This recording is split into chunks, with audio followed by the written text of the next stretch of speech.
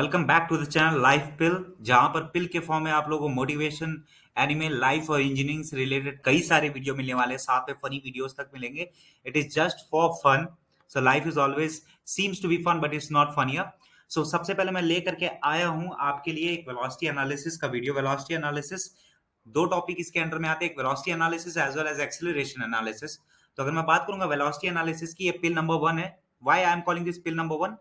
क्योंकि ये पिल नंबर 1 इसलिए क्योंकि यहां से आपका कॉन्सेप्ट बिल्डिंग शुरू होगा। ये सेकंड चैप्टर है थ्योरी ऑफ मशीन का, जो मोस्ट ऑफ द केसेस में मैकेनिकल इंजीनियरिंग के थर्ड ईयर के बच्चे पढ़ते हैं। सो स्टार्ट करने के पहले मैं आप लोगों को बताना चाहूंगा, दिस वीडियो मैं इसको पूरी तरीके से शॉर्ट रखना चाहता हूं कि इसको पूरी तरीके से मैं शॉर्ट रखूं और आपकी एक बेसिक अंडरस्टैंडिंग बिल्ड होती चले। अगर आपका कोई भी डाउट है, कुछ भी है, सो you know my WhatsApp number, क्योंकि अभी तो सारे रिलेटिव और दोस्त ही जुड़े हुए हैं मेरे साथ। So you know my WhatsApp number, you can WhatsApp me और you can put down in the comment. Those of you who are watching it as a new person, kindly subscribe to my channel, like this video and share it to others। और सारे लोगों से request करूंगा कि please इसको share करिए। तो पहला टॉपिक डिस्कस करते हैं, वेलोसिटी एनालिसिस।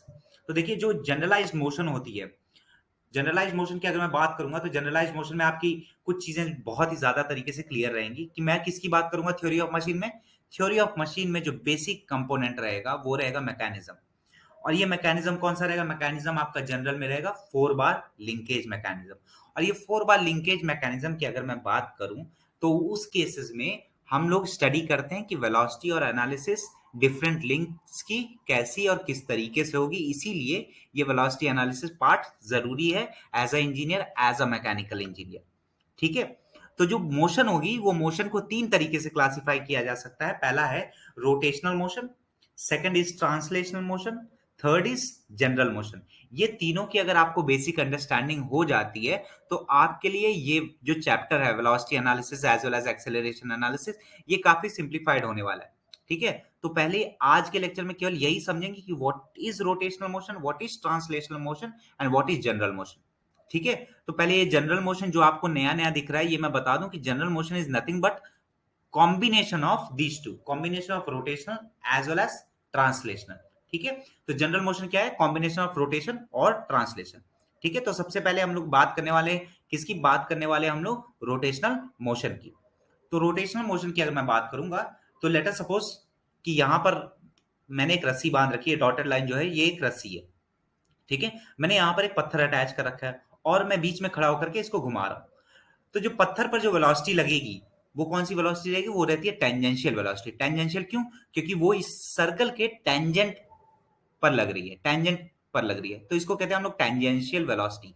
ये टेंजेंशियल वेलोसिटी हमेशा उस केस में लगेगी जहां पर प्योर रोटेशन हो रहा हो। तो प्योर रोटेशन जहां कहीं भी होगा वहां पर टेंजेंशियल वेलोसिटी लगेगी। प्योर रोटेशन मतलब रोटेशन विदाउट स्लिपिंग। ठीक है। तो टेंजेंशियल वेलोसिटी के लिए हम लोग 9th क्लास से पढ़ते आ रहे हैं कि बेसिक चीज क्या है टेंजेंशियल वेलोसिटी के लिए? v is equals to r omega. This w is nothing but r omega. ठीक है। तो r omega, v is equals to r omega. यहां पर आर क्या है? आर इज द रेडियस, मतलब यहां से लेकर के इस सेंटर पॉइंट से यहां एंड तक की बीच की डिस्टेंस को हम लोग आर कहेंगे। और omega is the velocity, angular velocity, angular velocity with which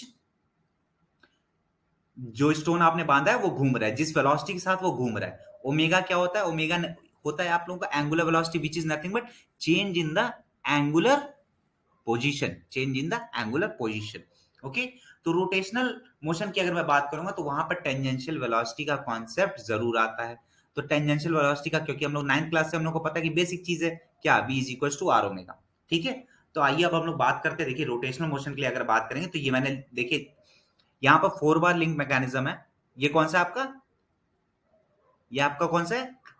piston and crank, slider crank mechanism, slider crank mechanism. तो यहां पर ये वाला पॉइंट जो आप ए देख रहे हैं और ये जो आपका पॉइंट हिंज है। ठीक है। आई होप आपको क्लियर हो रहा होगा। तो ये वाला जो पॉइंट है ये क्रैंक है मेरा और ये पूरा 360 डिग्री क्लॉकवाइज डायरेक्शन में रोटेट करेगा। तो अगर मैं टेंजेंशियल वेलोसिटी बात करूं ए पॉइंट की, ए पॉइंट की टेंजेंशियल वेलोसिटी की बात करूं तो वो क्या होगा? टेंजेंशियल वेलोसिटी होगा r into omega. So this distance multiplied by जिस एंगुलर वेलोसिटी के साथ क्रैंक रोटेट कर रहा है, this distance is nothing but r multiplied by this blue arrow, that is the omega 1। ठीक है। तो आपका रोटेशनल मोशन के लिए क्या हो जाएगा? v is equals to r omega. ठीक है। तो हम लोग ये कह सकते हैं कि जो रोटेशन हो रहा है इस पॉइंट का, ए पॉइंट का, वो किसके रेस्पेक्ट में हो रहा है? वो इस हिंज पॉइंट के रेस्पेक्ट में हो रहा है। तो इसी हिंज पॉइंट को हम लोग कहते हैं क्या? हम लोग हिंज पॉइंट को कहते हैं कि इसी के अबाउट रोटेशन हैपन हो रहा है, इसी के अबाउट रोटेशन हो रहा है।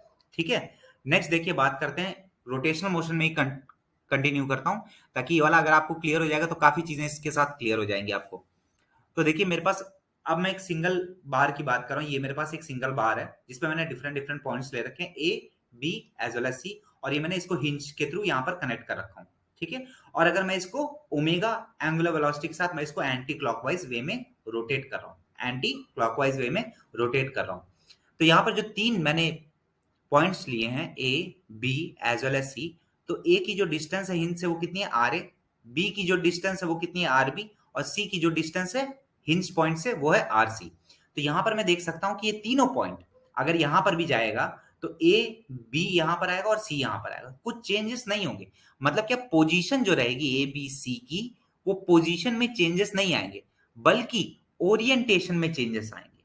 ध्यान से सुनिएगा, position of A B C में पोजीशन में कोई अंतर नहीं आएगा, उनकी ओरिएंटेशन में चेंजेस आएंगे। मतलब क्या, R C R B R A will be the same. ये जो पोजीशन है R C R A R B या R A R B R C, ये तीनों की पोजीशन इस पॉइंट पर पहुंचने के बावजूद भी सेम ही रहेगी। बट क्या, इसमें ओरिएंटेशन, इसमें थीटा एक ओरिएंटेशन का चेंज आ गया। ठीक है, तो मतलब क्या होगा कि अगर मैं अपना बेसिक कॉन्सेप्ट टेंजेंशियल वेलोसिटी का ही अगर मैं यूज करूं फॉर प्योर रोटेशनल केसेस, हम लोग क्या बात करेंगे? V B is equals to, VB को मैं क्या लिखूंगा? VB is equals to this distance, जिस पर हम लोग वेलोसिटी कैलकुलेट कर रहे हैं वहां से एक हिंज पॉइंट की डिस्टेंस को हम लोग लेंगे, मल्टीप्लाइड बाय ओमेगा कर देंगे, सिंपल। तो सी पॉइंट का हम लोग को करना है तो क्या होगा? आर सी इंटू ओमेगा डब्ल्यू। बी पॉइंट पर हम लोग को अगर वेलोसिटी फाइंड करनी है तो क्या होगा? आर बी इंटू डब्ल्यू। और ए पॉइंट पर अगर हम लोग को वेलोसिटी फाइंड करनी है टेंजेंशियल, तो क्या होगा? आर ए इंटू डब्ल्यू। ये तो बेसिक सी अंडरस्टैंडिंग है। ठीक है, तो ये बात हो गई आप लोग रोटेशनल मोशन की। ट्रांसलेशनल मोशन में कुछ खास चेंज नहीं होगा। ट्रांसलेशनल मोशन में क्या होगा? ट्रांसलेशनल मोशन में जो पोजीशन रहेगी पॉइंट की वो चेंज नहीं होगी, साथ में क्या, यहां पर कोई एंगुलर चेंजेस में नहीं आ रहे, तो कोई ओरिएंटेशन में भी चेंज नहीं होगा।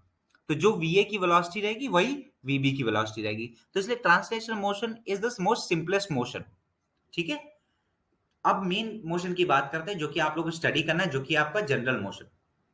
तो पूरी यूनिवर्स में अगर कंसीडर किया जाए तो, मैं अर्थ के रिस्पेक्ट की बात कर रहा हूं, अर्थ में अगर कंसीडर किया जाए तो कोई भी, जितनी भी बॉडी है वो सारी की सारी जनरल मोशन करती है। सुन करके हैरानी होगी, बट हाँ, जनरल मोशन करती है। As per the Kennedy rule, Kennedy rule के हिसाब से, कैनेडी साइंटिस्ट थे, उन्होंने एक रूल दिया कि कोई भी बॉडी जो जनरल मोशन कर रही है उसको हम लोग प्योर रोटेशन कंसिडर कर सकते हैं। ध्यान से सुनिएगा मेरी बात, मैं वापस से रिपीट कर रहा हूं कि कोई भी बॉडी जो जनरल मोशन कर रही है, मतलब जो रोटेशनल और ट्रांसलेशनल दोनों कर रही है, तो उसको हम लोग रोटेशन कंसिडर कर सकते हैं, रोटेशन कंसिडर कर सकते हैं।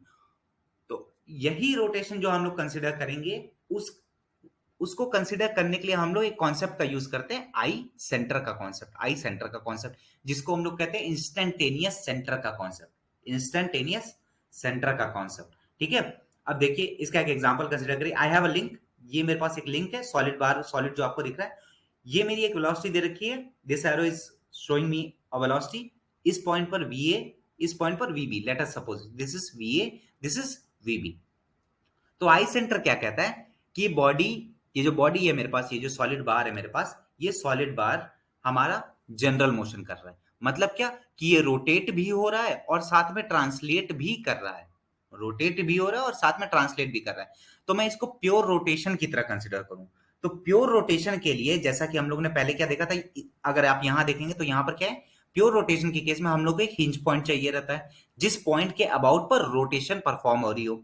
तो सिमिलर केस में आई सेंटर के लिए वो सेंटर जहां पर हम लोग बॉडी को प्योर रोटेशन के रूप में कंसिडर कर सकें, हम लोग क्या करते हैं, जो भी वेलोसिटी रहेगी वहां से मैं एक 90 डिग्री पर एक लाइन ड्रॉ करूंगा, दूसरी वेलोसिटी पर 90 डिग्री पर एक लाइन ड्रॉ करूंगा, और ये लाइनें जहां पर भी मीट करेंगी उसको आई सेंटर कहते हैं। लाइनें जहां पर भी मीट करेंगी उसको आई सेंटर कहते हैं। मतलब वो सेंटर जहां पर मैं बॉडी को प्योर रोटेशन कंसिडर कर सकूं, that particular motion, that particular point is called as eye center. That particular point is called eye center. अभी के लिए केवल इतना ही, क्योंकि मैं इस वीडियो को ज्यादा एक्सटेंड नहीं करना चाहता कि मैं 30 से 40 मिनट का वीडियो बनाऊं और आप लोग बोर हो जाओ। जस्ट रिमेंबर दिस कॉन्सेप्ट, ये आप लोगों के लिए फ्यूचर के लिए भी काम आने वाला है, और मैं नेक्स्ट वीडियोस में और भी लेकर के आऊंगा कंटेंट्स। So stay tune. वापस से अपने दोस्तों से कहिए kindly like, share as well as subscribe to my channel. Okay, thank you once again. वापस से मैं कहूंगा इस कॉन्सेप्ट को आप फिर से एक बार रिवाइज कर लीजिए। वीडियो बहुत शॉर्ट बनाइए आप लोगों के लिए, ताकि आप लोगों की एक बेसिक अंडरस्टैंडिंग हो सके। Thank you so much.